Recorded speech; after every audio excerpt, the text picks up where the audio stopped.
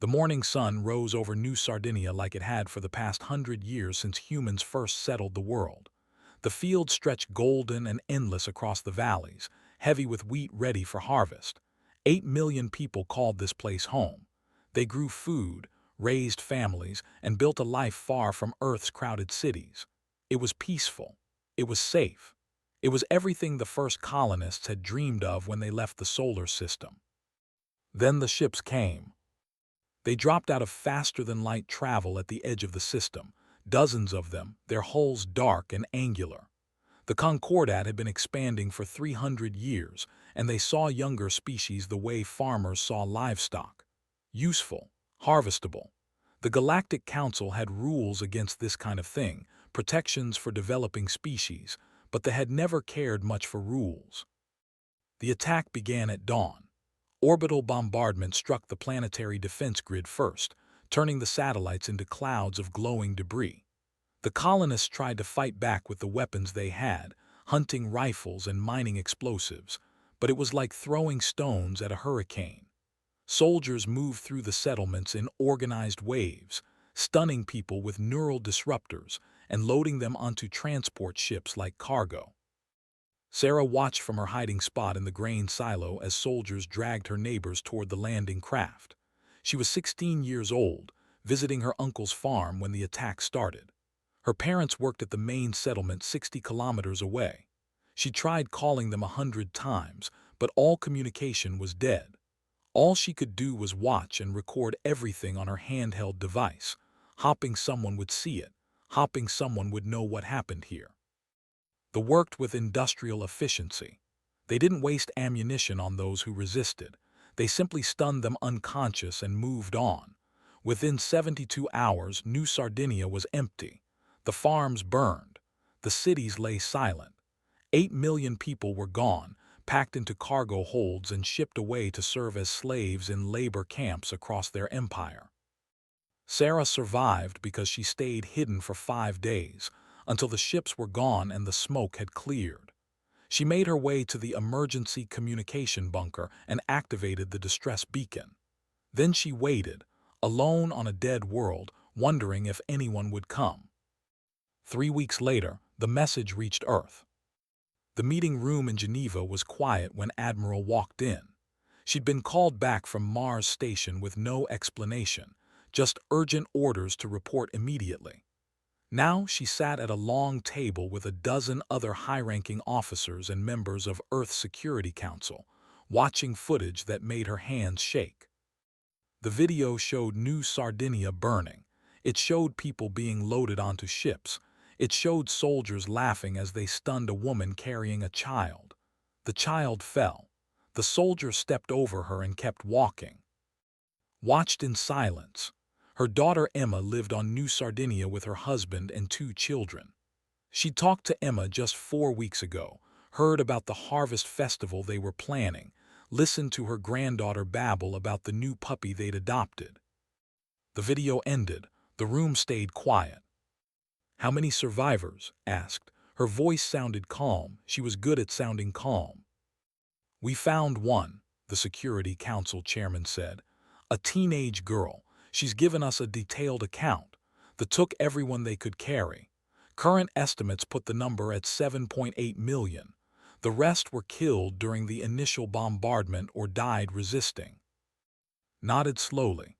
Inside, something cold and sharp was taking shape. "The Galactic Council?" she asked. "They've expressed their deepest sympathies," another council member said, and the bitterness in his voice was sharp enough to cut. "They're willing to file a formal complaint with the Concordat. They expect a response within 6 to 8 months, standard galactic diplomatic." 6 to 8 months, repeated. "They remind us that direct military action against a council member species would violate treaty agreements and result in sanctions against humanity." Stood up. She walked to the window and looked out over the city. People moved through the streets below, going about their lives, unaware that 8 million of their fellow humans had been taken as slaves. She thought about Emma, about her who would be 6 and 4 years old now. She thought about them in a labor camp if they were even still alive. I want full access to all intelligence we have on the Concordat, said. Fleet movements, trade routes, colony locations, military installations, supply chains, everything. Admiral, the Council has made it clear. I heard what the Council said, turned to face them. I want the intelligence anyway, and I want a list of volunteers, officers and crew who had family on New Sardinia. I want people who understand what this is about. The chairman studied her face for a long moment. Then he nodded. You'll have it within 24 hours. What are you planning? Recovery operations, said simply. 2 months later, the HDSF Reckoning led a fleet of 47 ships out of Earth's solar system and vanished into the dark between stars. The Galactic Council assumed humanity was mobilizing for defense, preparing for possible future attacks. They sent messages of support and offers of assistance with refugee resettlement, assuming the humans would accept their losses and move on like civilized species did. They didn't understand humans yet. Stood on the bridge of the reckoning and studied the star charts. The Concordat controlled 73 systems. They had thousands of ships and millions of soldiers.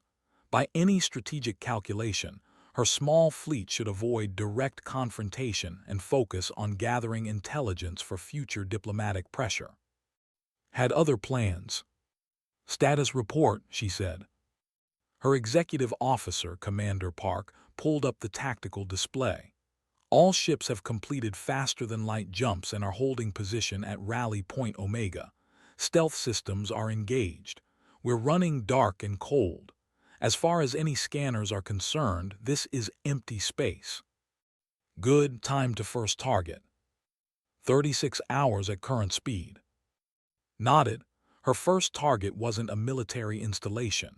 It wasn't a shipyard or a fleet staging area.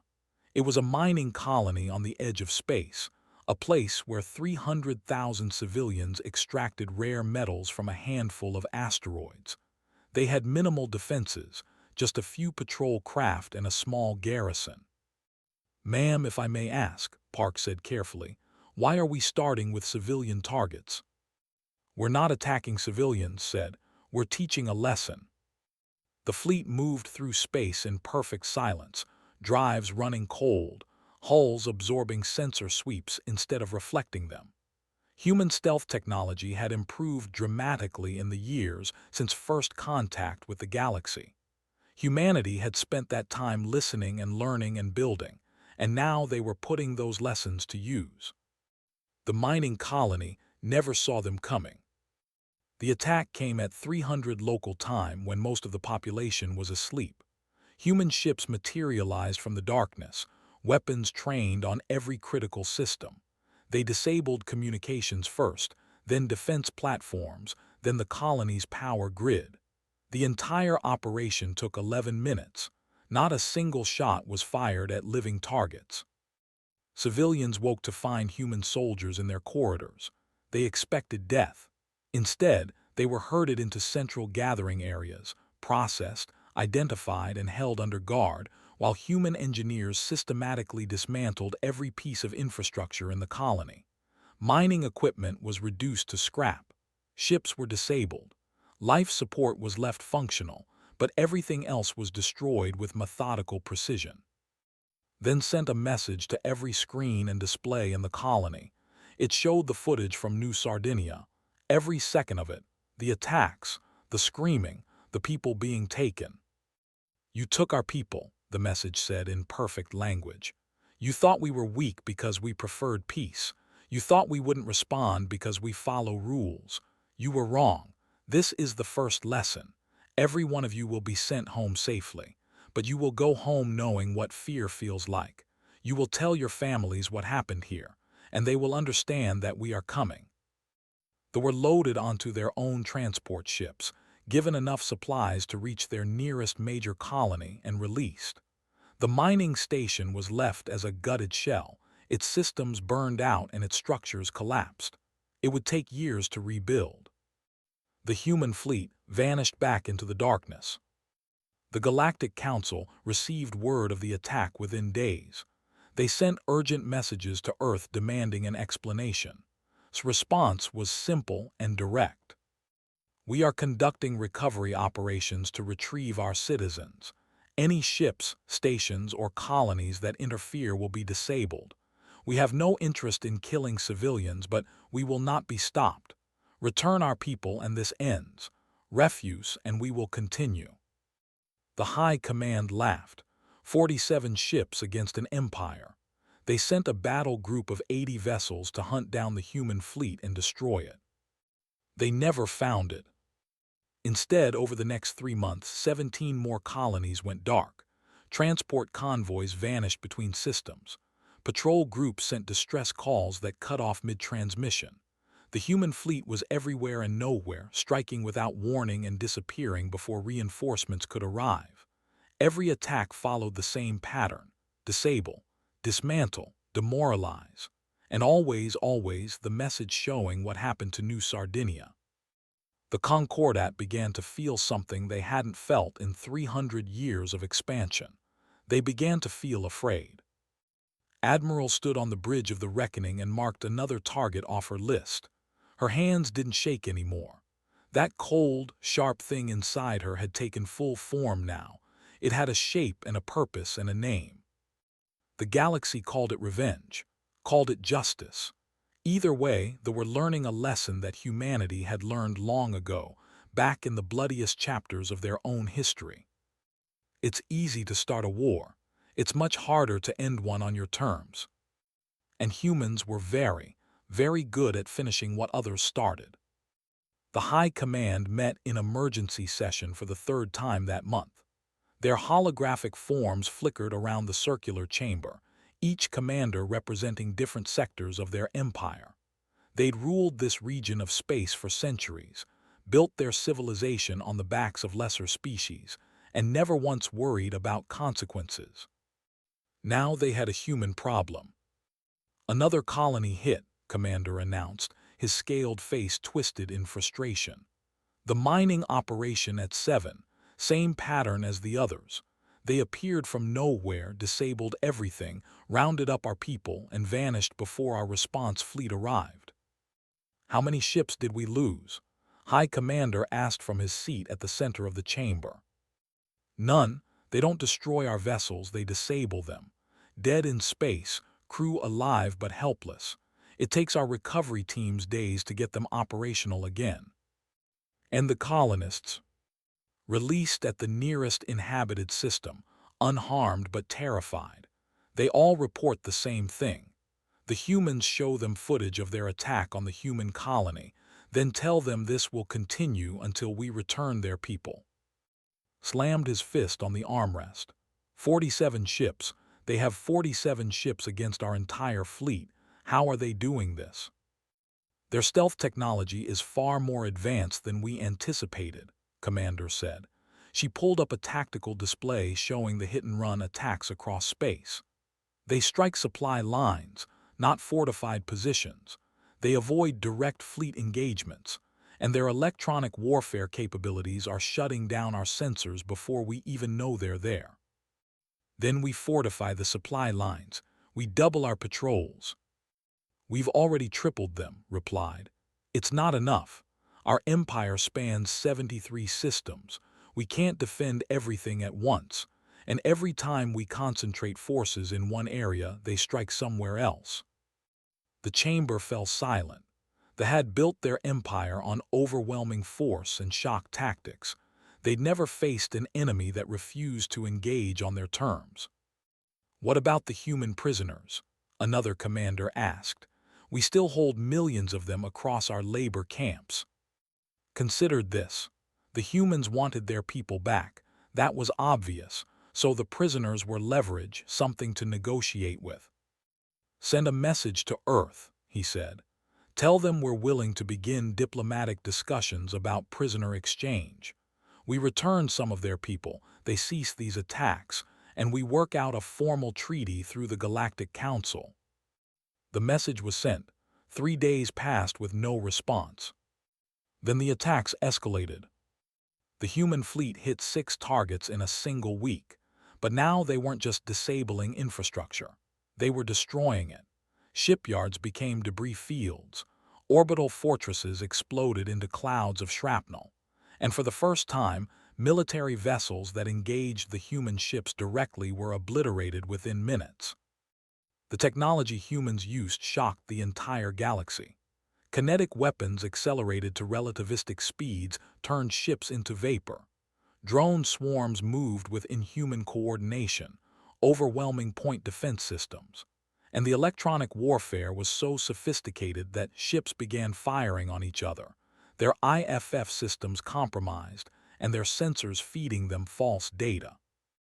The Galactic Council watched in growing horror as humanity demonstrated a level of military capability they'd never revealed before.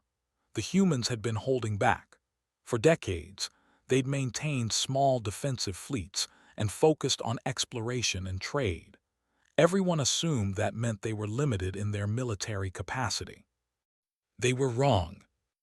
Admiral's fleet moved through space like a scalpel through flesh, precise and devastating. Her ships never stayed in one place long enough to be caught, never followed predictable patterns, never gave the fleet a chance to concentrate forces against them. It was surgical warfare, and they were bleeding. After 3 months of continuous operations, sat in her ready room reviewing casualty reports. Human casualties were light, just 47 crew members injured and 2 killed in a reactor accident, nothing combat-related. Casualties were in the thousands, most from failed attempts to engage the human fleet directly. Commander Park entered with a data pad. "Ma'am, we just intercepted a military transmission. They executed 100 human prisoners this morning. They broadcast it across their empire as a warning to us." Set down the report she'd been reading. Her face showed no expression at all. "Show me," she said. She watched the video once. The prisoners were lined up in a labor camp. They were thin, exhausted, beaten down by months of hard labor and poor conditions. The commander gave a speech about the price of human aggression. Then his soldiers opened fire. Watched until the end. Then she closed the video and stood up. "Send a message to all ships," she said. "We're done with restraint. New operational orders are going out within the hour. We're going to show them what war actually looks like." "Ma'am." "No more disabled ships, Commander. If they want to fight, we'll fight. Every military target in our path gets destroyed. Shipyards, fortresses, weapons platforms, everything. We avoid civilian casualties, but military targets are weapons-free." Park hesitated. "The Galactic Council will condemn us for escalation." "Let them," said. "They just murdered 100 of our people to make a point. It's time we make ours." Over the next 6 weeks, humanity revealed what its military was truly capable of. The restraint they'd shown earlier vanished. Military infrastructure across a dozen systems was systematically destroyed. Shipyards that took decades to build were reduced to wreckage in hours. Orbital defense platforms that were supposed to be impregnable fell silent, their weapons systems compromised by human electronic warfare before they fired a single shot.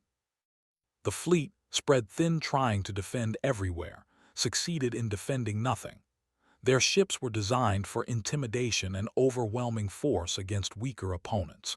Against an enemy using advanced stealth, coordinated drone swarms, and weapons technology 50 years ahead of anything else in the galaxy, they were helpless.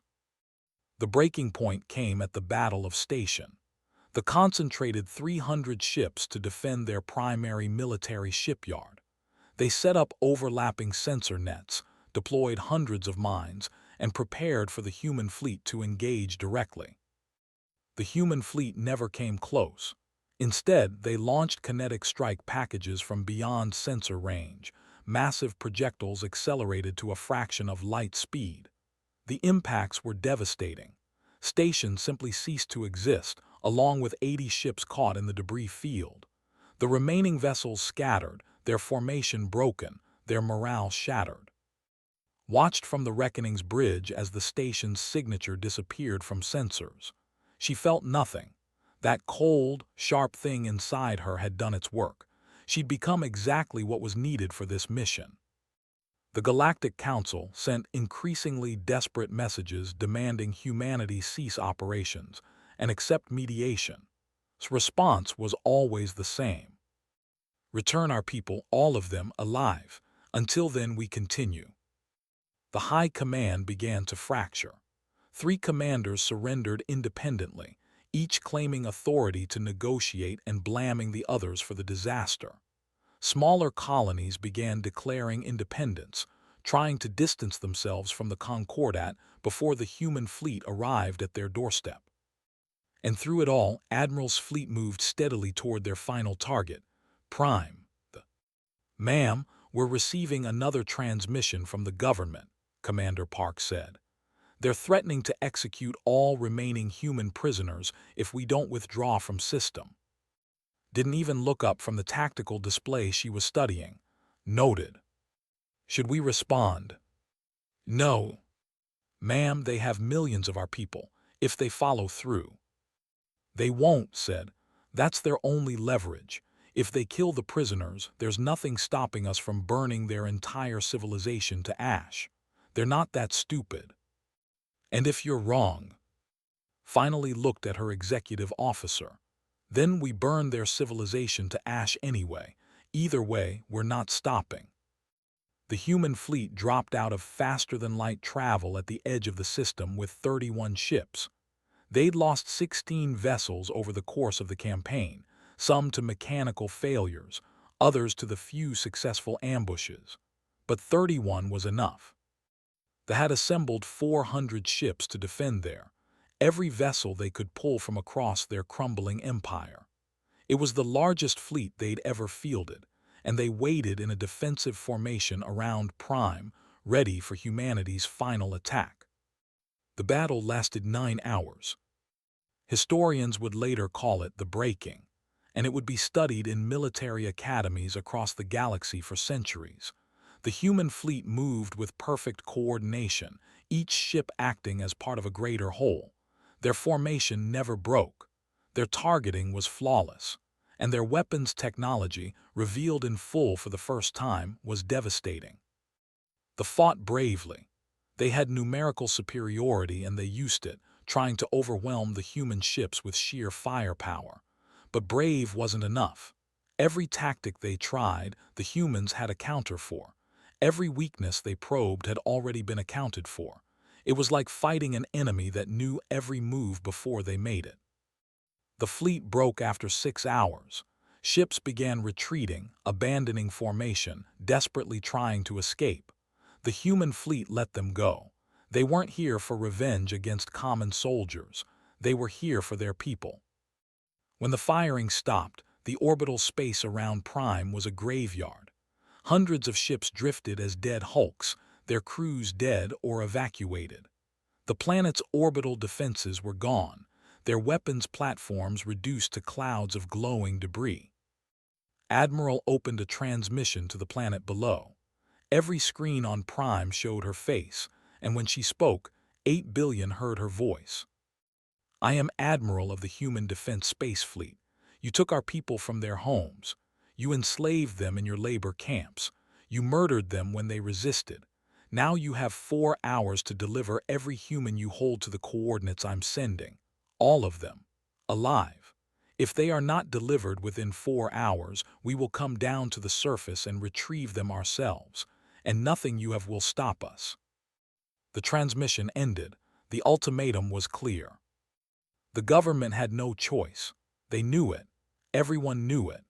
Over the next 4 hours, transport ships began launching from the surface, packed with human prisoners.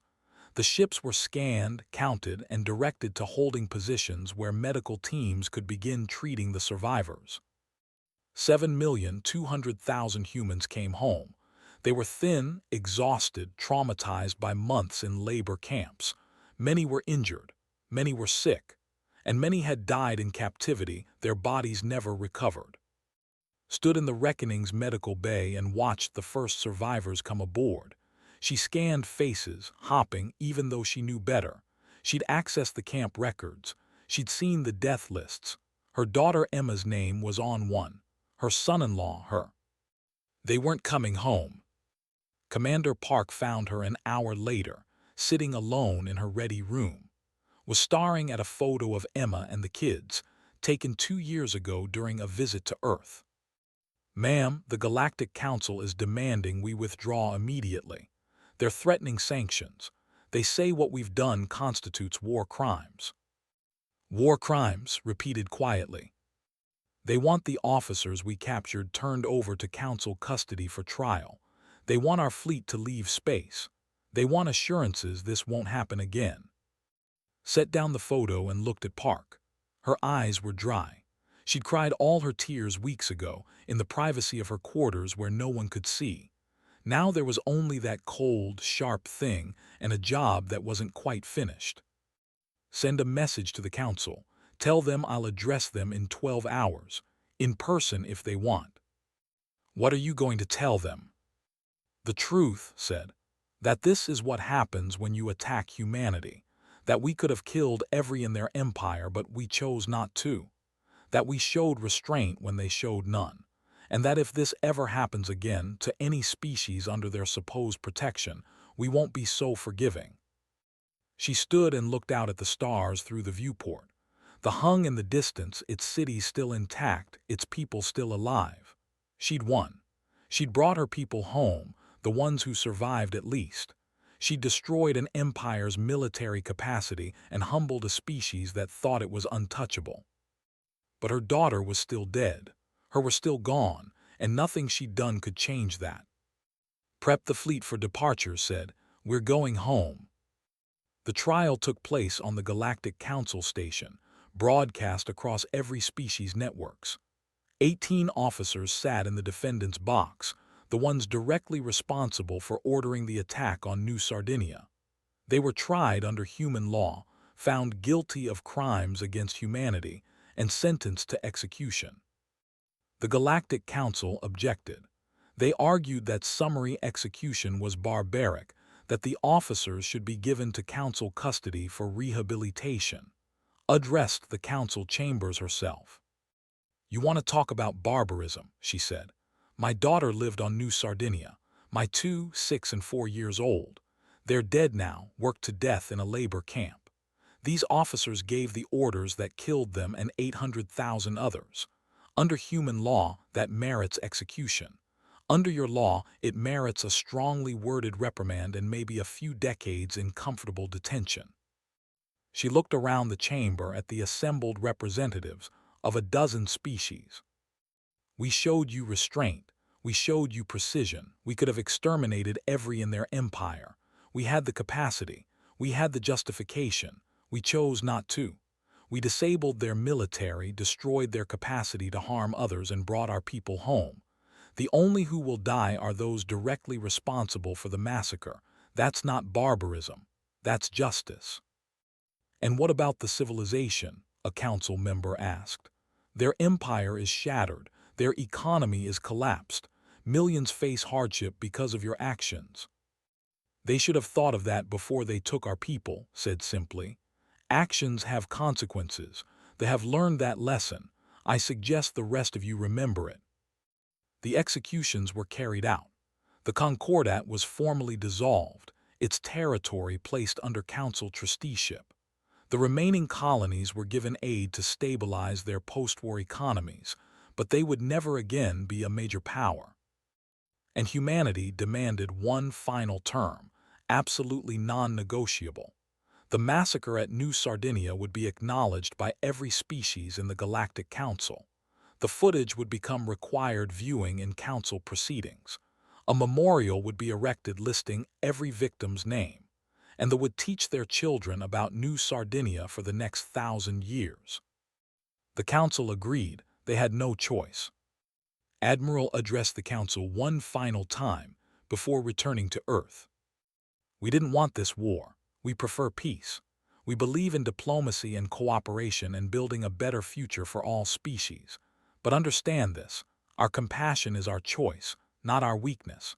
We showed you what human revenge looks like when it's controlled, calculated, and proportional. We showed you that we can wage war with precision and end it with justice. Pray you never see what we become if someone pushes us beyond that point." She paused, looking at each representative in turn. We're going home now. We're going to rebuild New Sardinia and help our people heal, but we'll be watching. And if this ever happens again, to humans or to any species under your protection, we won't stop at justice. You've seen human mercy now. Don't make us show you what comes after mercy dies. The human fleet left space and returned to Earth. New Sardinia was rebuilt over the next 5 years. The survivors came home to find their world restored, their fields replanted, their cities reconstructed. Humanity poured resources into making it whole again. But 800,000 names were carved into a memorial in the main settlement. 800,000 people who never came home, visited it once, found her daughter's name and her names among the thousands of others. She stood there for a long time, remembering Emma's laugh, remembering her granddaughter asking about the stars, remembering her grandson's fascination with building blocks. Then she turned and walked away. The war was over, justice had been served, but the cost remained. Across the galaxy, things changed. There became a cautionary tale, a species that learned the hard way about consequences. Other aggressive empires quietly scaled back their expansion plans. The concept of livestock raids on primitive species vanished from galactic discourse. And when young species asked why no one attacked humanity despite their relatively small territory, the elders told them about New Sardinia. They explained what happened when humans were pushed too far. They made sure the younglings understood the lesson. Humans remember, humans calculate, humans finish what you start. And most importantly, humans choose mercy, but that choice can be revoked. 10,000 years later, students across the galaxy still studied the war. They analyzed Admiral's tactics, debated the ethics of her actions, and discussed the fine line between justice and revenge. But they all agreed on one thing. The galaxy learned what human revenge looked like up close, and the galaxy decided collectively that they never wanted to see it again.